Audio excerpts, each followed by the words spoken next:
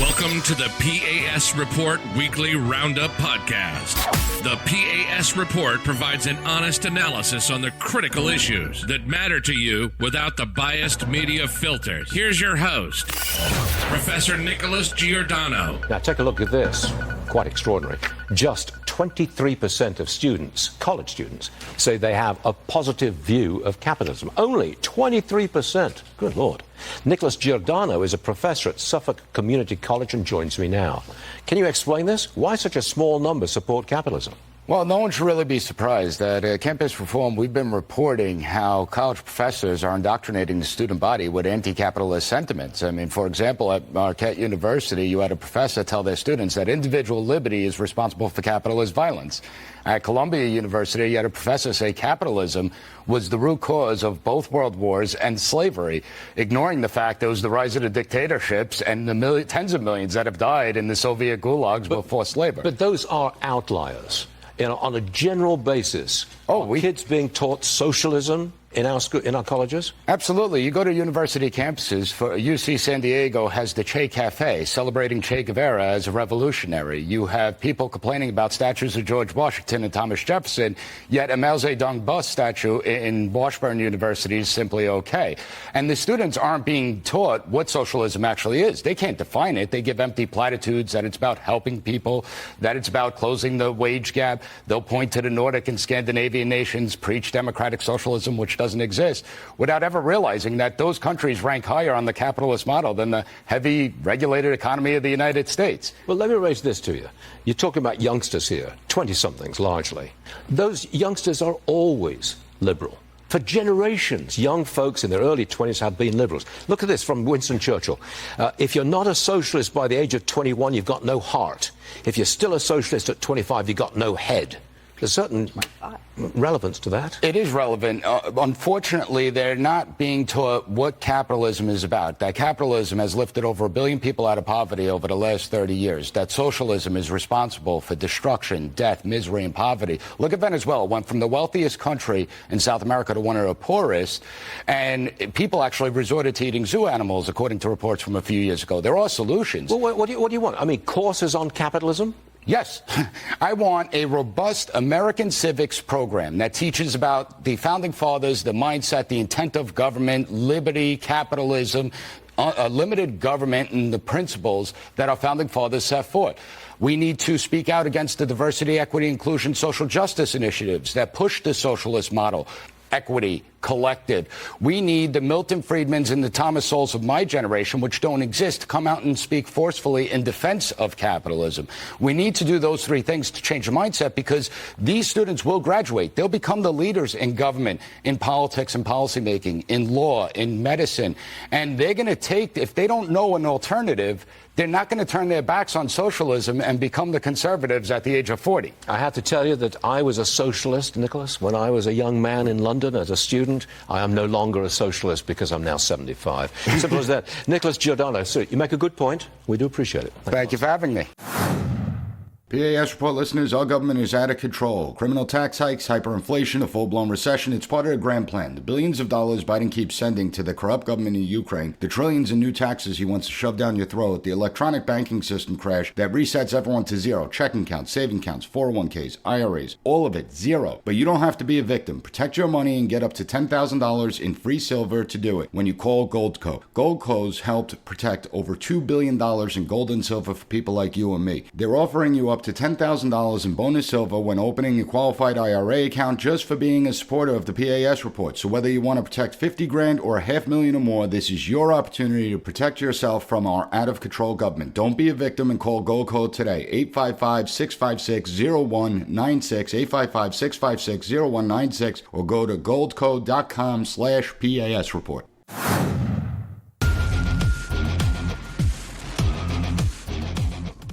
Welcome back, America. If you know me, you know that I am a very proud graduate of Auburn University. And maybe I'm old school, but when I went to school, we were more worried about making national championships with our famed sports teams, getting good grades sometimes, and being able to find a job in a growing economy. But now, many universities across the country seem to be more worried about the continuation of student indoctrination by their radical liberal academics and less worried about bettering the generation of scholars. Nick Giordano, who's a campus reform fellow and a professor at Suffolk Community College, wrote a brilliant piece on this phenomenon titled "The Far-Reaching Consequences of Radical Indoctrination," and he joins us now to discuss it. Professor Giordano is back in the house. It's great to see you, sir. Thank you for being here. Thank you for having me. Okay. I remember back in the day, long time in the day. I won't admit how long ago that was, but, I didn't even know the political leanings of my professors. And you and I are both of a generation than what's coming up today out of universities, but they just seem across the board much, much more radical. I had some professors to the right, some of them were avowed Marxists, but the one difference was that they always wanted to hear alternative points of view. They loved the debates, they loved the argument, they loved intellectual curiosity. And that seems to be gone today. Today, we have a bunch of ideologues that are indoctrinating students. And then once these students graduate, they go off to begin to infect other areas in the private and public sector. And that's what we're witnessing today. If anyone's wondering, why has corporate America become so political? Why are they getting involved in social issues? Well, just look at the young people that are graduating. The Bud Light's a great example. You have the vice president of marketing. Wharton graduate 2013. Wharton's one of the best business schools, and she forgets the first rule of marketing: know your customer, and ends up costing the company $27 billion with the ill-fated Dylan Mulvaney campaign. So it's things like that that show us how infectious the disease is once it gets into the private sector. We saw it with Coca-Cola and the Be Less White campaign. We saw it with Disney and the quote-unquote not-so-secret gay agenda. And the good news is with the private sector, we could determine where and how we're going to spend our money. What's more dangerous is the public sector. When you have ideologues that are graduating from these schools, going right into bureaucratic positions, gaining positions of power, becoming management, and then going on and infecting the bureaucracy and weaponizing our government. And that's what we see. I mean, if you look at censorship, right, that's the big topic today. Well, where did the censorship start? Well, it actually started on college campuses when you had speakers getting shouted down. Students weren't being punished for it. You had student groups that would be shut down simply because other students complained about it. And what happened? Well, now it's morphed in government where people think that censorship is okay, and it's not. What we're witnessing is bureaucrats being activists, and they're replacing competency with their ideology. And that's where the danger lies. Yeah, well, and education to me does not equate to intelligence. And it's great that the Bud Light executive went to Wharton.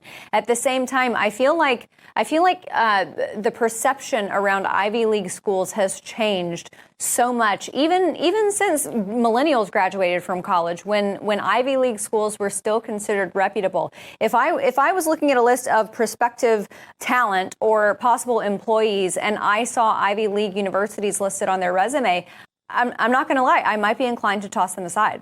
Well, it is a big problem today, and we're actually seeing surveys done by from employers that they're finding it is really difficult to work with this new crop of students that are graduating.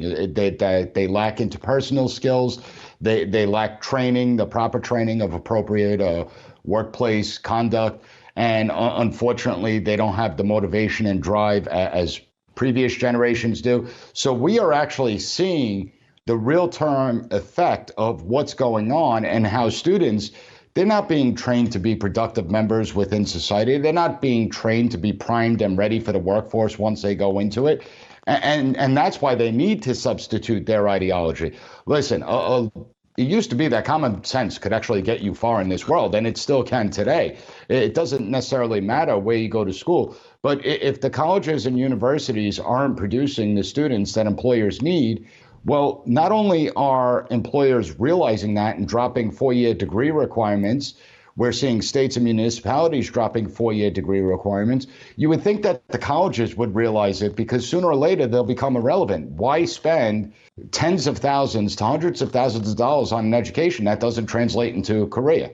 Yeah, well, especially when you have people like Elon Musk out there saying that if you're smart enough and qualified and you know how to code, that you don't need a college degree. And I think that's going to be sorely felt by higher education in the next 5 or 10 years, even more so than now. I wanted to ask you about this really, really disturbing number I saw. 44% of millennials believe that misgendering someone should be a criminal offense. Maybe they should worry a little less about being misgendered and their pronouns and worry a little bit more about actually studying. Yeah, I think that, again, it's a big problem that we're seeing. So 44%, that's a really high number that want to see misgendering as a crime. And again, we look to the college campus, right? Because they put emotion and feelings above reason and logic and facts and rationale. And that's what we're witnessing here with the millennial generation, that they don't have any useful arguments to make to support their idea of misgendering someone being a crime. It's that it feels to them as the right thing to do. And again, we can't operate on feelings. Feelings does not translate into reality. Unfortunately, we put in this mindset of entitlement that the way you feel is more important than truth and facts. We already have laws on the books that you're not allowed to threaten people, harass people in any way. There's no carve-outs that say it's okay to harass certain groups, including trans groups. So we don't need a crime if you misgender someone. That's just, and at what point, where does it end? What about other offensive speech? So it's just a slippery slope, but these students haven't been educated on the American government, foundations of liberty, the idea of freedom, what it actually means, and the importance of limited government. So they're not going to defend the things that they don't know, and that's why they're willing to surrender their freedom of speech in order to ban offensive speech. Yeah, I mean, we are starting to lose the last members of the greatest generation, which are the opposite of this youngest generation. They believed in facts before feelings, and this generation, as you very importantly said, they put feelings before facts. And I think that that's probably the root of all of this. All of these problems start there. Nick Giordano, thank you again so much for being here. And everybody, please go check out his podcast. It's phenomenal. It's called the P.A.S. Report, and it's one that you do not want to miss. P.A.S. Report listeners, hurricane season is almost here, and the time to prepare is right now, not when the hurricane hits. When Hurricane Ida hit the Gulf Coast, it destroyed countless homes and left many without access to food and clean water. Millions lost power, some for weeks. The floods that followed the hurricane washed out roads, made it impossible for grocery stores to restock their shelves. Families were desperate. They were waiting for help that was slow to arrive. But what if you didn't have to rely on FEMA to provide for your family during a crisis? The answer is simple. Be prepared with emergency food kits from 4 Patriots. Their long-lasting and delicious food options are specifically designed to provide you and your loved ones with the sustenance you need when you need it most. And these food kits are hand-packed in the USA, last up to 25 years, compact inside covert storage totes, include a wide variety of delicious breakfasts, lunches, and dinners, and they're backed by thousands of 5-star customer reviews. 4 Patriots survival food is not just for natural disasters. In today's world of uncertain supply chains and unpredictable emergencies, it's more important than ever to have a backup plan. Whether it's temporary power outage, a winter blizzard, rising food costs, you can rest easy knowing that you have a reliable source of food to see you through. And right now, you go to 4patriots.com, use code PAS to get 10% off your first purchase on anything in the store, including the emergency food supply kits that are designed to last up to 25 years. Just go to 4patriots.com, use code PAS to get 10% off your first purchase of 4 Patriots survival food. Welcome back to the program. After 9/11, we created something called the Department of Homeland Security, a department above all the other departments that was supposed to coordinate the departments that we could say in retrospect maybe wasn't the best idea. But 9/11 changed a lot of things. What changed that we all of a sudden need a department to police free speech? I have no idea, but that's very popular on MSNBC. After 9/11, the laws didn't work. Like, they made massive changes to respond to a new threat. And I think we have to face the fact that many of our structures, laws, and policies may not work. After 9/11, we created the Department of Homeland Security. There was the Patriot Act. There was massive change in our entire society to face the number one threat, or at least what was communicated as the number one threat. I think we need the same kind of tectonic shift. It's got to be much more than see something, say something. But maybe our laws need to change to respond to the fact that someone like Mike Flynn, the former national security director, is openly calling for violence consistently. Right. So we're comparing free speech on the internet to the worst terrorist attack the United States has ever suffered. And we should make a huge mistake by saying, you know what? The only way to save our democracy is to eliminate free speech.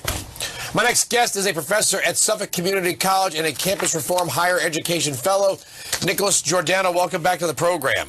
Thank you for having me. Okay, you're going to scare me by telling me a substantial portion of Gen Z thinks it should be a criminal crime to misgender someone. Well, it's actually millennials that want to be the ones to make it a crime, but they're not too far off. And when we look at this, it shows the collapse of the education system, that we're no longer teaching the fundamental values of liberty and freedom. You have an entire younger generation that doesn't know their rights. They don't know why the rights and freedoms are so important. And understand the idea of words being violent come from college campuses. Words are violence, therefore we must target free speech. In the clip you played, what law in the books allows threats of violence to occur? There's plenty of laws against that. There's no carve-outs for certain groups. So I'm not sure what he's actually even talking about. Why is the response always, we need to gut freedom of speech? And that's what they want to do. They want to ban anything that they deem offensive. Unfortunately, everyone should be troubled by this because campus reform has been on top of this. We've been reporting about biased reporting systems where students will complain about innocuous things that offend them. It's all about putting feelings and emotions above reason, logic, and truth. How would you criminalize misgendering someone?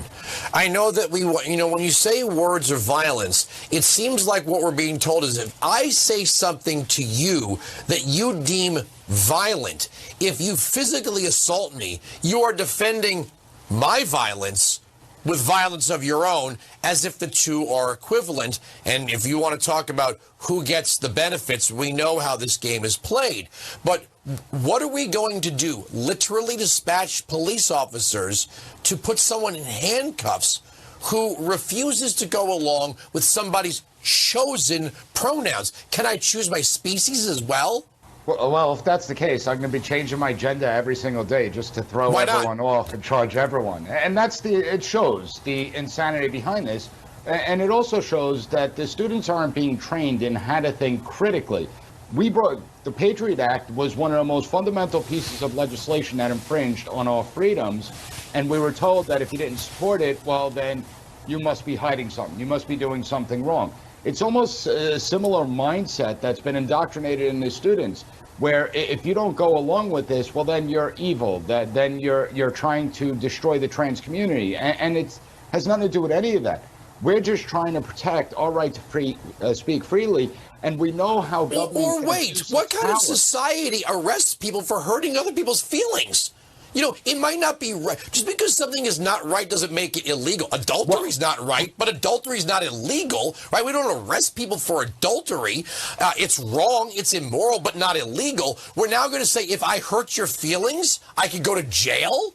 Well, they want to destroy the uniqueness of the United States. We're the only country with actual free speech. If you go to the liberal democracies of Europe or Canada, you could actually be thrown in jail for speech if they find it offensive, if they deem it leads to incitement. They're trying to install that same system here, and it's all going to be used as a political weapon against those they disagree with. That's how it goes. Unfortunately, there's not enough people standing up and speaking out. And we have to fix our education system if we want to change the mindset of millennials and Gen Z. But if somebody is non-binary or gender fluid, meaning today they're a boy, tomorrow they're a girl, the next day they don't know what they are, I mean, how much should the rest of society keep up with he, she, they, Zim, Zir, and now we're seeing all this other stuff where people are saying that they are furries and they identify as animals or whatever it is. I mean, how much should I have to remember about every single other person just to keep myself out of prison? Well, and it goes beyond that, right? Because it's all in the eye of the beholder. It's if you perceive to be threatening, if you perceive it. So it's not even that you can actually gather actual evidence. It's a he said, she said. Oh, I accidentally misgendered them. No, you didn't. Well, who are you going to believe? And so we're really going to put law enforcement officers in a position to go out on calls as murders are rising, as we have violence in all these cities. And this is the insanity that we're living in today. This is the academic industrial complex. This is the DEI departments of every single college and university. This is the American Federation of Teachers. This is the National Education Association. Conservatives have completely just given up on education, or at least taking high positions in education to affect it. I got about 30 seconds. I think you're right, and that's the problem. We at Campus Reform have been warning about this takeover in higher education since our founding in 2009. And unfortunately, we're now seeing the real-world consequences of allowing this indoctrination to continue for so long. We're seeing generations that are willing to give up their freedoms that was so hardly fought for. Thank you so much for joining us. Thank you for listening to the P.A.S. Report Weekly Roundup Podcast. Have a good one. Bye. Be sure to rate, share, and subscribe to the podcast so you'll never miss an episode. Also, visit PASreport.com and follow us on Twitter at PAS Report.